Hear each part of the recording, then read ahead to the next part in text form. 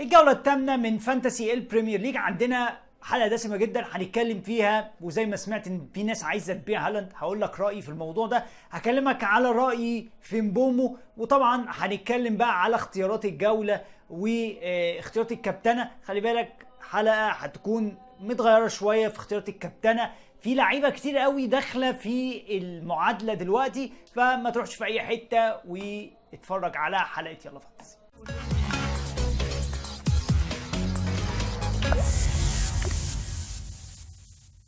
ورجعنا لكم تاني يا شباب وحلقه جديده ويلا فانتسي وتوقعات الجوله الثامنه من فانتسي البريمير ليج. قبل اي حاجه وقبل كل حاجه ما تنساناش طبعا باللايك والسبسكرايب لو انت مش مشترك معانا، وتقول لي تحت في الكومنتس انت جبت كام نقطه الجوله اللي فاتت وايه هيكون تبديلك. وانا في اخر الحلقه هقول لك طبعا انا هعمل ايه الجوله الجايه. بس ما تنساش بقى برضو تعملي فولو على تويتر، بنبقى مع بعض بقى لحظه بلحظه في الاسبوع.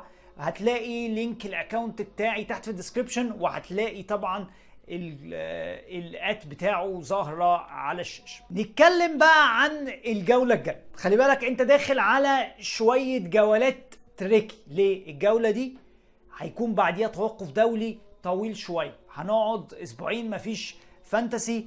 عندك ماتشات هتبتدي تتغير في يعني الفيكتشر سواب هيبتدي بقى. الفرقه اللي كان عندها ماتشات صعبه ماتشاتها هتسهل، والفرقه اللي عندها ماتشات سهله هتبتدي ماتشاتها تصعب. فلازم تكون مصحصح. في نفس الوقت انت عندك اصابات كتير، عندك ساكا مصاب، وساكا من الهاي اونر شيب بلايرز، ولسه في شكوك حوالين مشاركته الجوله الجايه ضد مانشستر سيتي. بس اكيد ارتيتا لو يقدر يمشي ساكا بس هيلعبه، ده معروف جدا. ستوبيان اخد اصابه، وطبعا بعد السالب 2 هو اوريدي كان في كميه ناس مش طبيعيه بتسرب ستوبيان من فرقها، والراجل هيغيب شهر. بوتمان غالبا مش هيلحق الماتش الجاي، وده بيفتح. خلي بالك على قد ما الاصابات بتبقى رخمه شويه في الفانتسي، انما هي بتفتح لك رؤيه جديده. والله بتخش لعيبه جديده في الخط، تخش لعيبه جديده ما كانش حد عنده اللعيبه دي. فانا هكلمك بقى شويه على اللعيبه دي. منهم لو انت طبعا عندك مثلا عايز تجيب تريبير ومش عارف تجيب حد تاني، مش عارف، الموضوع غالي قوي، الموضوع غالي جدا انك انت مثلا تجيب تريبير وشير او تريبير وبيرن. عندك جمال لاسلس هو اللي بيلعب اساسي دلوقتي مكان طبعا بوتمان. خلي بالك في ماتش تشامبيونز ليج بتاع الاسبوع اللي فات مع باريس كسبوا 4-1، واللي شارك اساسي هو مين؟ هو لاسلس. فخلي عندك لاسلس، الراجل ب4 مليون، لو جبته هو وتريبير والله الميزان مش هتضرب معاك قوي لو انت عايز تعمل دبل تيمينج. طبعا تريبير هو اوبشن رقم 1. بص احنا مش بنتكلم في كده، انا بكلمك في لاعب تجيبه عندك جنب تريبير لو انت عايز تعمل دبل اب. مش لازم تجيب شير وتريبير او بيرن وتريبير، ممكن ده يرفع شويه الميزانيه عندك. فلاسلس واحد من الاوبشنز الحلوه دي. عندك كمان اندرسون اللي الناس نايمه ومش واخده بالها منهم. الراجل اندرسون ده خلي بالك هو الهايست سكورينج ديفندر لحد دلوقتي في اللعبه. الراجل اعلى واحد جاب نقط في المدافعين كلهم بسعر 4 و8. راجل اوبشن جامد. فكريستال بالاس برضو من الدفاعات اللي هي يعتمد عليها بشكل كبير. جابوا كلين شيت الماتش اللي فات ضد مانشستر يونايتد، واندرسون كان حاضر طبعا في السكور شيت، فممكن تجيبه عندك في الفريق، هيفيدك بشكل كبير. ستيل ماتشات كريستال بالاس كويسه، يمكن هجوميا مش احسن حاجه بعد اصابه ايزي واصابه ادوارد، ولكن دفاعيا اكيد الفريق يعتمد عليه بشكل. ننط بقى على خيارات خط النص.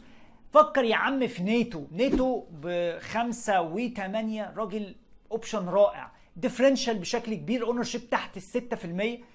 هو بيبقى الراجل اللي بيديليفر في فرقه وولفرهامبتون.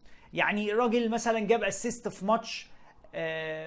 ماتش ضد السيتي، الراجل في اخر 5 جولات ما جابش اي بلانك. لاعب بالسعر ده، انت بتتكلم في الفئه السعريه اللي تحت ال6 مليون، وانت بتفكر انك انت تجيب لعيبه كتير مثلا غاليه شويه زي صلاح، سون، هالاند، واتكنز، تريبير. كل اللعيبه دي بفلوس كتير، انت محتاج تفضي شويه في خط النص وتجيب لعيبه في نفس الوقت كبرايس تاج قليل. مفيش احسن من كده، راجل في الفئه السعريه اللي تحت 6 مليون والراجل انفورم وبيأدي بشكل. واحد من الاوبشنز برضو اللي احنا هنتكلم عليها النهارده هو لويس دياز. خلي بالك دياز في ميزه حلوه قوي، الراجل في الجولات اللي فاتت كنت بتلاقيه بيلعب على الجول قوي، وماتشات جايه هتبتدي تتحسن مع ليفربول. الماتش الجاي ضد برايتون ألبيون اللي بيعانوا بشكل كبير دفاعيا، يعني خلي بالك برايتون ألبيون فشلوا ان هم يجيبوا اي كلين شيت من بدايه الموسم.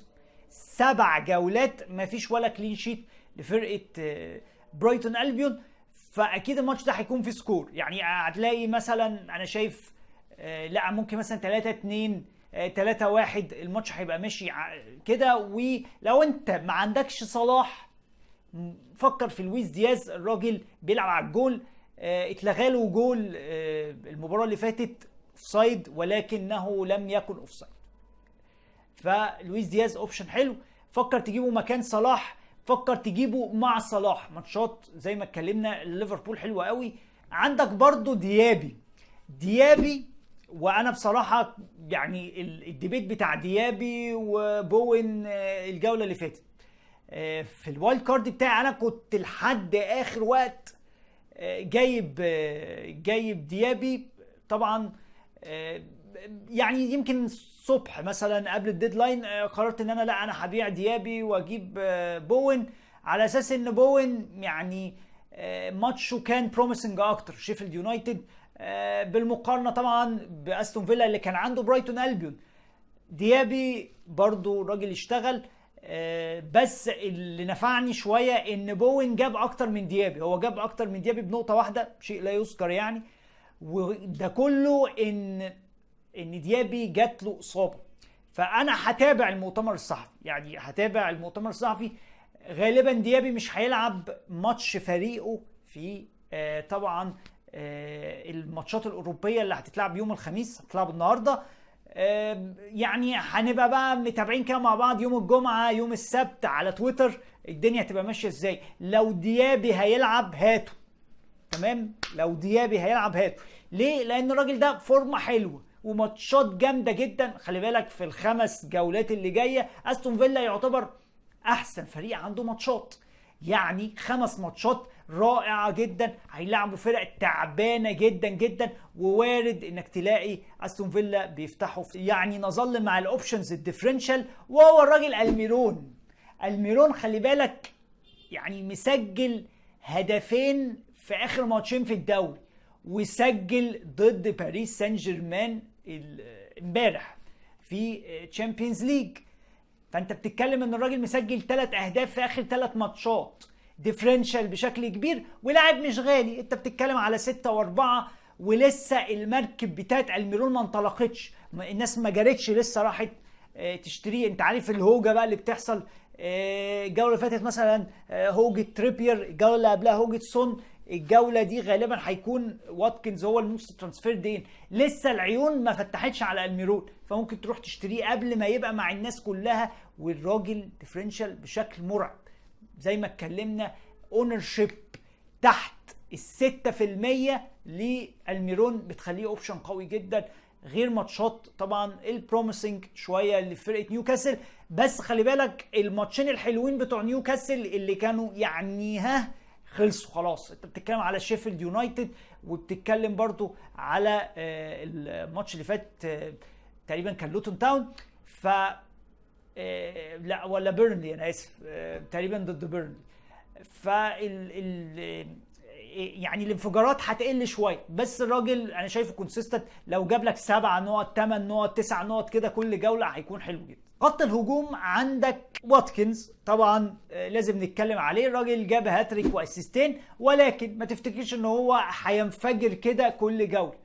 انا متوقع الجوله الجايه يعني مثلا هيجيب اسيست، هيجيب جول، 6 نقط 7 نقط شغال خلاص. هو واتكنز معروف ان هو بيجيب هاتريك مره واحده في الموسم وهو جابه خلاص، فما تفتكرش بقى ان الراجل ده هيديك بقى في ال13 وال14 والحاجات دي كلها، لا. بس الراجل حلو. بس لو انت هتقارن واتكنز بالفاريز، لا، الفاريز يكسب يا عم، الفاريز يكسب.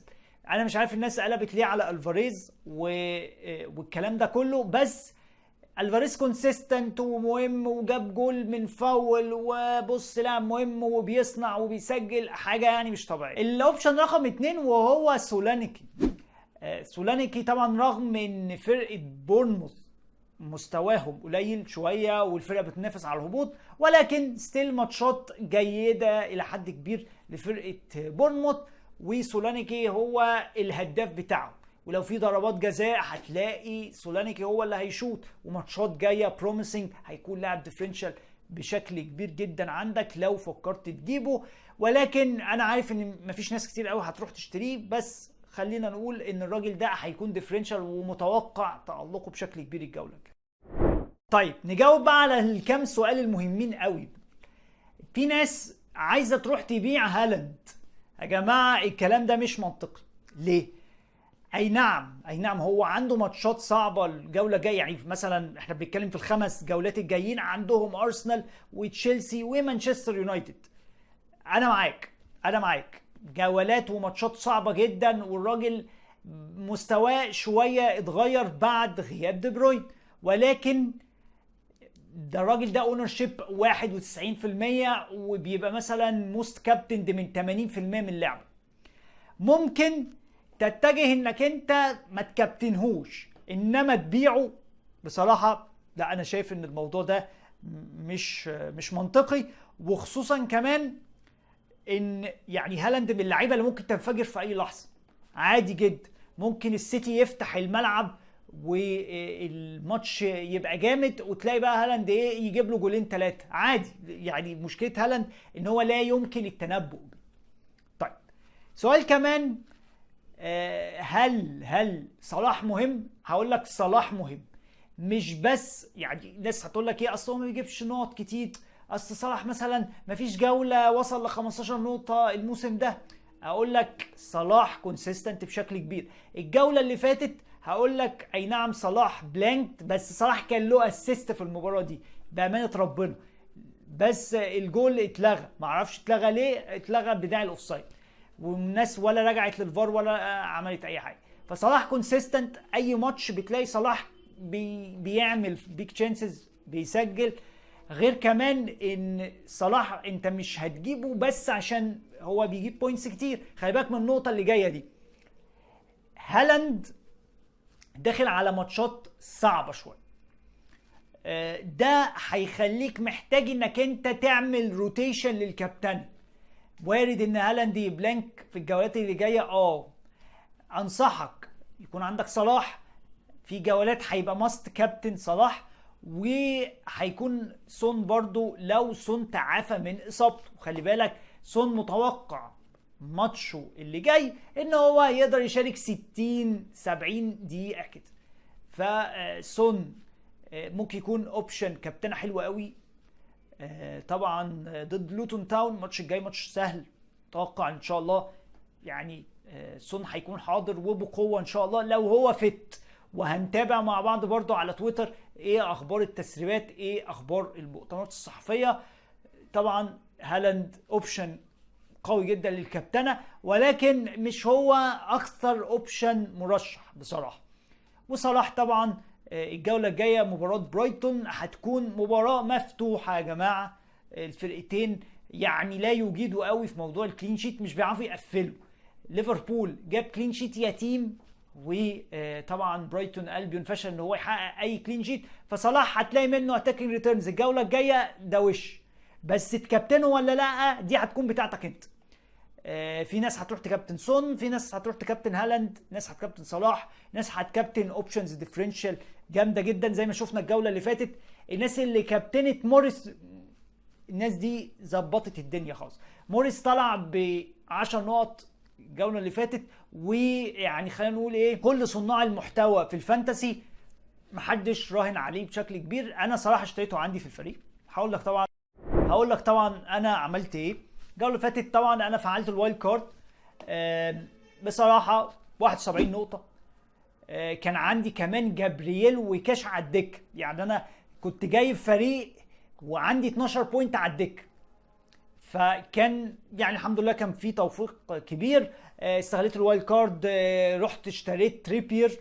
وتريبير على فكره لاول مره بيكسر لعنه الموست ترانسفيرد ان. اكتر من 900,000 اشتروا تريبير الجوله اللي فاتت، وتريبير ما عملش زي تشيلويل وسون والناس الحلوه دي كلها. الراجل طبعا كان على الموعد يعني، وجاب اسيست وخد الثلاثه بونز.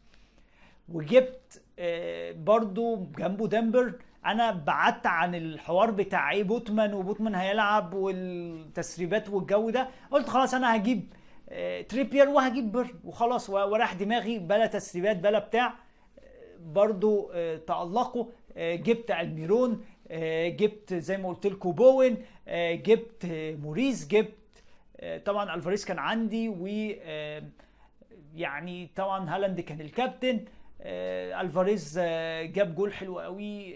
فاوفرول جبت 71 نقطه مع تخييشه الكابتن. يعني انا لو كان هالاند عمل اي حاجه كده، عمل اي منظر بس، كنت هتلاقيه مثلا داخل في ال 84 نقطه.